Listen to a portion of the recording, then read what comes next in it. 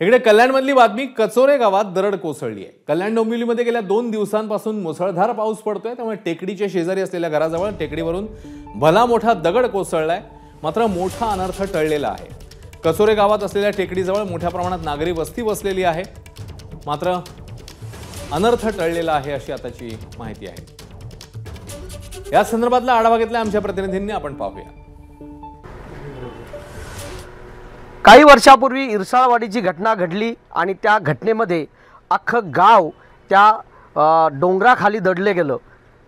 अशीच घटना होता कल्याण डोंबिवली महानगरपालिकेच्या हद्दीमध्ये असणाऱ्या कचोरे या टेकडीमध्ये होण्याची शक्यता नाकारता येत नाहीये। आपण जर या ठिकाणी जर बघितलं तर हा भला मोठा डोंगर आहे आणि डोंगराचा काही भाग जो आहे तो आता या ठिकाणी कोसळला आहे। जर बघितलं तर मोठी मोठी दगड जी आहेत ती या ठिकाणी डोंगरावरून खाली आलेले आहेत आणि बाजूलाच जवळपास शेकडो लोक या ठिकाणी राहत आहेत। कल्याण डोंबिवली महानगरपालिकेने सतर्कतेचा इशारा दिलेला आहे।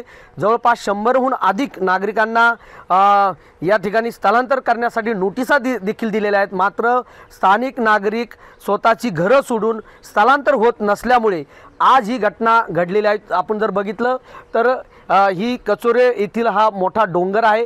डोंगराचा काही भाग जो आहे तो या ठिकाणावरून घसरलेला आहे आणि बाजूलाच असलेले काही घरं जे आहेत या घरांवरती हे दगड येता एबीपी माझा, उघडा डोळे बघा नीट।